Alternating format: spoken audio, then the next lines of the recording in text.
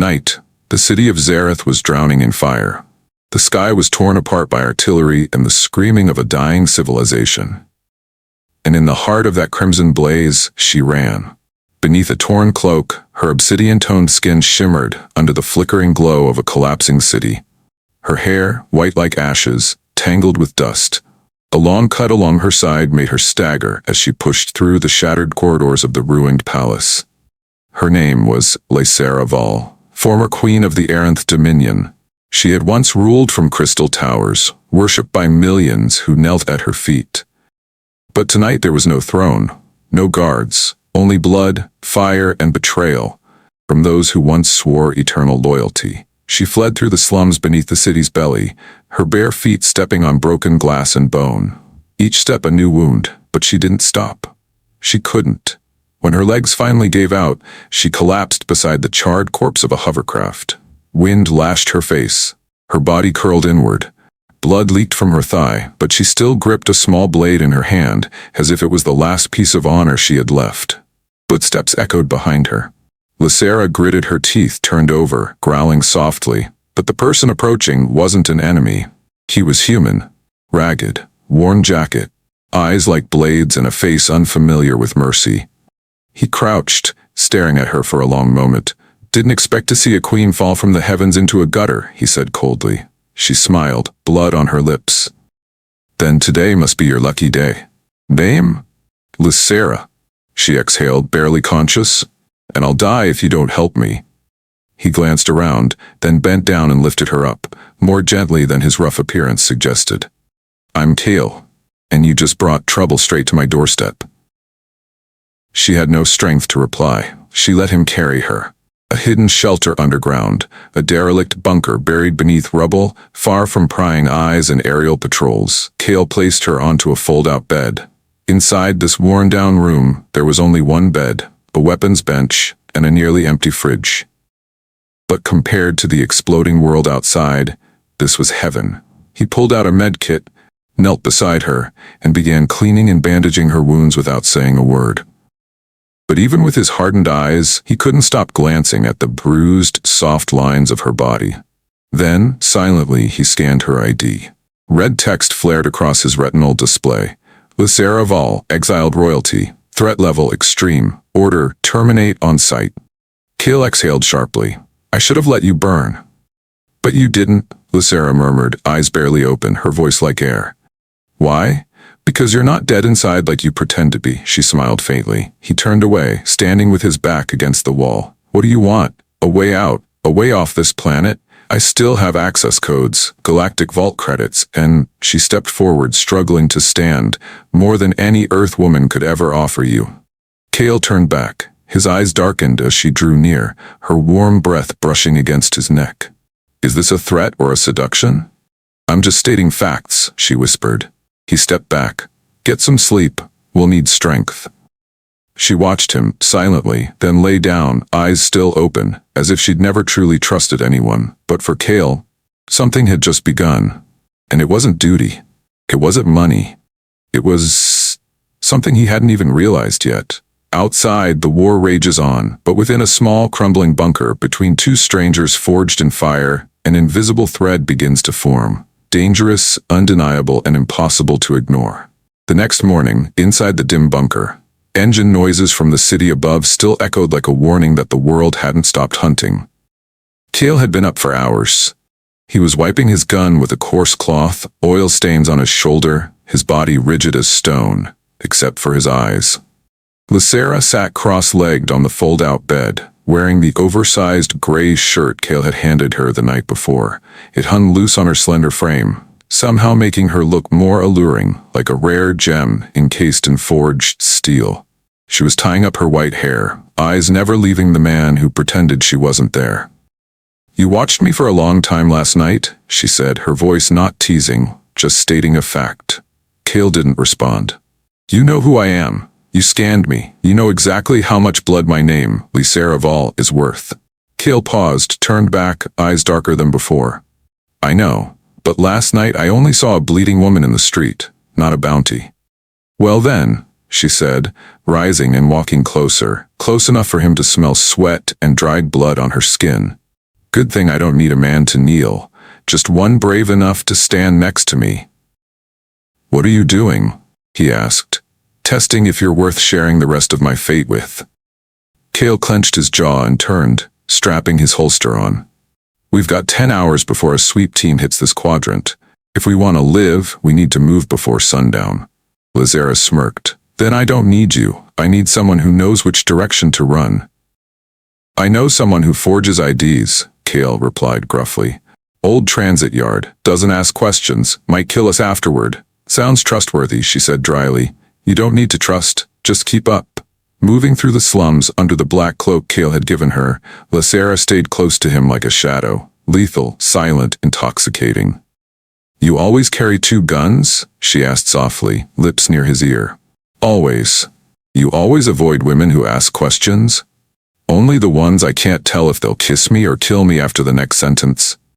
She let out a quiet laugh, but didn't respond. They paused at a dark corner.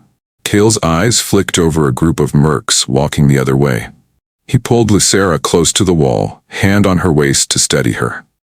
She didn't flinch, or maybe she meant not to. You don't know how to stay silent, do you? Cale muttered. I know how to make a man forget he's being hunted, she said, her warm scent brushing past him, making his heartbeat miss a beat. Don't test me. I'm not testing, you're retreating. Cale stepped forward without another word. But his ears were red. An old warehouse by the docks, where fake IDs and broken paths were buried side by side. The door opened. A human woman with a cybernetic eye and a smirk full of venom stepped out. Still alive, huh? Who's the goddess this time, Cale? Lazara said nothing, just stared. The woman stopped smiling, joking, come in. Within an hour they had 2 new IDs, completely rewritten lives. Lazara was now Ril Saran, a glasswork specialist. Cale became Darren Vorn, a transit ship technician. We'll need somewhere to sleep tonight, Cale said under his breath as they left the shop. Doesn't need to be clean, just a place that doesn't ask names, Lazara replied. I know a spot. A small room on the 3rd floor of a crumbling complex. One narrow bed, a cracked sink, and the smell of rust hanging in the air. Cale locked the door.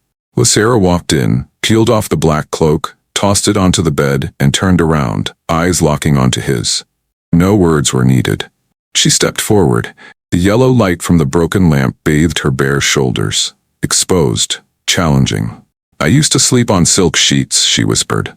But tonight, I don't want silk. I want something real. Cale stood still as she approached, fingertips resting on his chest, sliding down to his stomach. What are you doing? You pulled me from the fire. You gambled with your life. I'm just answering. Cale touched her waist. He didn't resist. They didn't speak again. Clothing slid off shoulders. Hot breath traced the neck. Lips met, not gentle, but like electricity crackling between opposites. She lay beneath him, yet she was in control. He hovered above her, yet for the first time he felt exposed. There were no vows, no crowns. Just 2 beings torn by war, finding warmth in each other's arms. The distant sirens didn't stir them.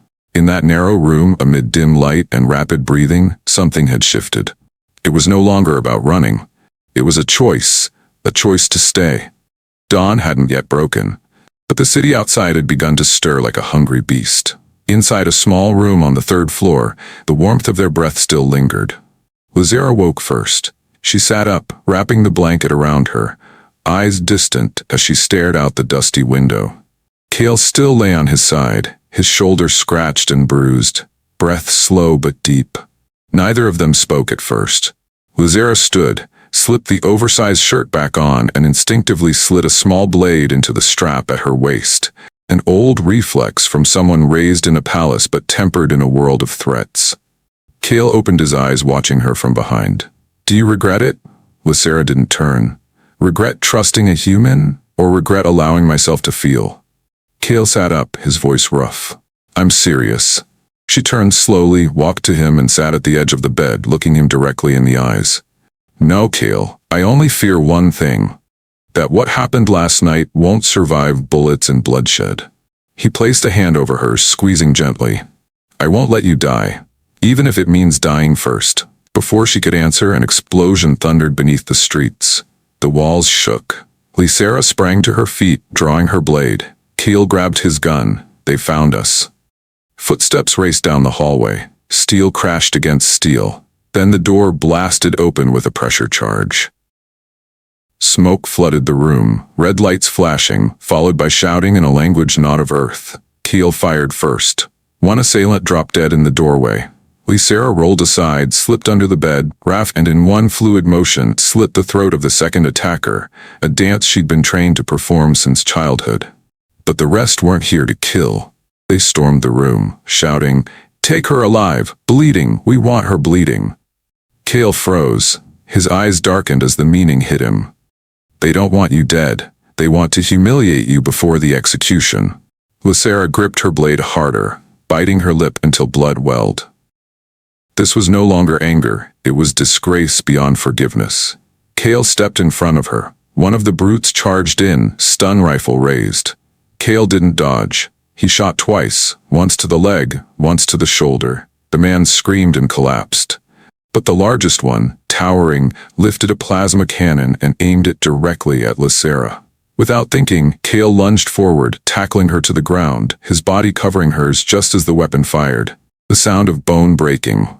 His body slammed into the floor.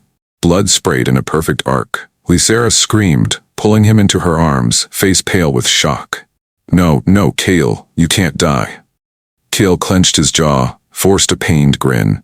I haven't even told you I love you yet. Lysera grabbed his weapon, smashed it into the last attacker's skull, then drove her blade into his throat, without mercy, without hesitation. When silence returned, only ragged breathing remained. Blood dripped steadily onto the floor, and Kale's body grew cold in her embrace. She held him tighter. One final tear slipped free. You're not gonna die. We haven't escaped this planet yet. I still need you. I need you. The room was soaked in blood. The smell of gunpowder, scorched metal, and pain hung thick. But within that agony, something between them had become irreversible. Love was no longer forbidden. It was the only thing left holding them together in a world trying to tear them apart. Hours after the assault, the smoke had cleared, the blood dried, and Lysera was stitching life back into the man who had taken a plasma round for her. Kale lay on an old mattress, sweat soaking his brow, skin pale from blood loss. The wound on his back was torn wide open. A burn from a plasma bolt was no small thing. Lysera knelt beside him, hands trembling but unrelenting. She injected coagulant, sterilized the wound, and tightly wrapped his torso with medical gauze. Each time he groaned, it felt like her heart cracked a little more. You fool! You weren't supposed to risk that much for me, she whispered hoarsely, her eyes red and raw. Kale's hand reached up weakly, blood smeared across his fingers as they shook. If it had been you, I would have done it 1,000 times more. I know, she said softly, lowering her forehead to his hand. And that's why I'll kill anyone who dares lay another hand on you. Kale closed his eyes, breathing slowly. You're speaking like someone who's already in love with me. She didn't reply. She just gripped his hand tighter. Half a day later, after sneaking through old sewer roads, Lysera supported Kale past rows of rusted exhaust shafts into a forgotten military outpost deep in the forest outskirts. Only one person had ever known this place existed, Lysera. An ancient bunker, buried in geostatic shielding, invisible to radar. Inside were dormant medtech units, a functioning air scrubber, and memories. She laid Kale gently on a biobed, hooked him into a medical harness. The device whirred to life, a dim green light enveloping his body. She sat beside him and exhaled for the first time in days. Outside snow had begun to fall. You asked me once if I had regrets, she murmured. Now I have an answer. Not because I loved you, but because I waited too long to believe I could. Kale stirred, his voice no stronger than wind. Lysera. Shh, sleep, I'll keep watch. He nodded faintly, his hand reaching for hers. The warmth between their fingers was weak, but real. 3 days later, the snow had stopped. Kale could finally sit up. Lysera, on the other hand, had stopped running. They'll come back, he said, staring out the frosted window. They will, and this time, I'll be the one waiting. You, Kale, you bled for me. Now it's my turn to end this. Kale stood, gripping her shoulders. We do this together. No, she said firmly. You stay here, I'll call the rescue ship, but if I don't return within 8 hours, you leave without me. I'm not going anywhere without you. Don't be foolish, she whispered. If I die, you still have a world, but if you die, I have nothing. Kale pulled her into his arms, holding her close. This kiss wasn't wild like their first, it was heavy, deep. You're not allowed to die, you hear me? Then don't let me come back alone. The door of the bunker closed behind her. Lysera stepped out, draped in black, blade on her hip, gun strapped tight, not as a queen, not as a fugitive, but as a woman ready to protect the only thing left worth living for. Nightfall. Lysera moved silently through the outskirts, toward the former headquarters of the Aranth Strategic Council. Once a seat of governance, it was now a fortified compound under the command of the man who had betrayed her. She moved through the dark without a map. Every tunnel, hidden route, and camera angle, she remembered it all. After all, she had once ordered them built. Her fake ID passed through the security gate's scan. She kept her breathing steady, eyes cold. The guards barely glanced her way, not recognizing the woman beneath the black cloak as the one the entire planet once bowed to. But someone inside did. A steel door slid open at the end of a corridor. He was waiting. Reich Voren, once her High Marshal, her right hand, her sworn brother, and the man who had led the council in her overthrow. You really came back, he said, voice low. Thought you died in the flames. Lysera stepped forward, blade at her hip, hand steady. I didn't come back for the throne, Reich. I came to ask one thing. Why? Reich shrugged, cloaked in fur, still wearing the sigil of power on his shoulder, like nothing had changed. Because you were weak, because you ruled with mercy instead of iron, because you spared traitors, rejected war, and worst of all, you trusted a human. Lysera clenched her fists. You betrayed me because I refused to turn our world into rubble? You betrayed yourself, Lysera. I merely finished the job. No, you betrayed me because I refused to marry you. A flicker crossed Reich's eyes. You chose that mercenary. A human. A man with no royal blood, no title, nothing but a gun and a martyr's stare. Sarah stepped forward, calm and slow. I chose him because when I fell, no one reached for me. No one called my name, except him. And what now? You come to weep? To beg? She drew her blade, the steel glinting under the dim amber light. I came to end you, and to deliver a message from the man who took a bullet for me. Reich unsheathed a glowing energy blade. Then let me finish you properly this time. The battle erupted right there, in the war room. Two former allies, now bitter enemies. He struck hard, relentless, eyes bloodshot. Lysera dodged like wind, swift and focused. She didn't fight to kill, but to finish it. Blade clashed with blade, sparks burst, stone cracked beneath their feet. You used to tremble at the sight of blood, he roared. Now I bleed to survive, to love, she answered. One sharp pivot, her dagger pierced his side. Reich gasped, falling to his knees. You'll never erase the memory of the crown, he rasped. Lysera leaned close, whispering in his ear. I don't need a crown anymore, I have Kale. She stood, pulled the blade free. She didn't strike again. She didn't need to. Reich collapsed, blood pooling beneath the throne he had once dreamed of claiming. Alarms blared as Lysera escaped the compound. In her hand was the final rescue beacon. One last high-priority signal she had guarded like a sacred secret. She activated it. A minute later, a message flashed on the device. Atmospheric corridor open in 6 minutes. Extraction point, North Ridge. Lysera didn't hesitate. She turned her back on it all. The throne, the betrayal, the history, and even her own name. On a snowy hilltop, the rescue ship descended. She ran like hell, silver hair whipping in the wind. And inside the cabin beneath the hill, Kale sat upright in bed, eyes wide as he saw her. Lysera was alive, not just alive. She had come back, and this time nothing would tear them apart again. A matte black rescue ship sliced low across the snowy plain, its lights piercing the mist. The hatch opened. Kale stood there, shoulder still bandaged, eyes locked on the figure running toward him. And then, she threw herself into his arms. No words were spoken in that first moment. They just held each other, tight, breathless. The fear that had just passed still tingled at their fingertips, and one heartbeat now seemed to carry both of them. Kale whispered against her ear, You came back, because I promised. she replied, squeezing him tighter. Because I never had anything worth holding on to, until I met you. He brushed her cheek, wiping away the dried blood gently. We're leaving this planet, Lysera. No more empires, no more hunters. She looked into his eyes, and no more Lysera. What? From this moment, I don't need the name the galaxy cursed, I just need the name you call me. Kale smiled. For the first time it wasn't guarded. Then you're mine. They kissed, slow, deep, and peaceful. No longer driven by survival instinct, but by a promise that nothing would be left unspoken again. 3 months later, on Veralis 9, a forgotten frontier planet nestled between two star belts, a place no one visited, a place only meant for those who wanted to disappear from history. Their home stood beside a cliff where the sun melted across the sky like golden syrup. Inside was a battered stove, a wide bed, and a hidden satellite transmitter, broadcasting not a distress call but a message. A single repeating line, spoken in the ancient tongue of Aranth. No crown is worth wearing, if it must be worn alone.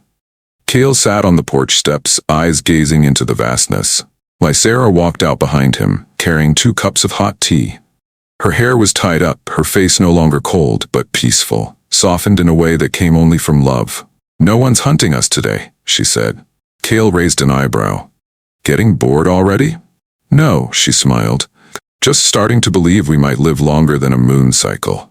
They clinked their cups, eyes turning to the horizon where the clouds burned gold and orange. Do you remember the day you said you'd die for me? She asked. Kale nodded slowly. That day, you didn't know I had already chosen to die with you, if it came to that. He placed a hand on her knee, then pulled her into his lap. From now on, if anyone asks who you are, I won't say former queen or exile. What will you say then? I'll say, you're the reason I'm still alive. Nighttime. In a small glass-roofed room, moonlight casting silver across the violet tint of her skin as she lay on her side, watching the man beside her sleep. Lysera placed a hand over Kale's chest where his heart beat slow and steady, not a mercenary anymore, but a lover. A home. She whispered, even though he was still half asleep. I burned the empire. I betrayed the past, but I regret nothing because I chose you. Kale opened his eyes, smiled faintly. You're awake? She asked. Yeah, hard not to be when you're talking like I'm not here. I needed to say it all. He pulled her closer, whispering in her ear. Then say it with your lips. And they kissed again. Gentle, lingering, as if time itself had stopped for them. Far above the quiet planet, a faint signal drifted through space, picked up by no one in particular. But somewhere across the stars, others who had fled thrones and power, seeking only freedom, would hear it. Love doesn't need a crown to exist. It just needs 2 people brave enough to choose each other.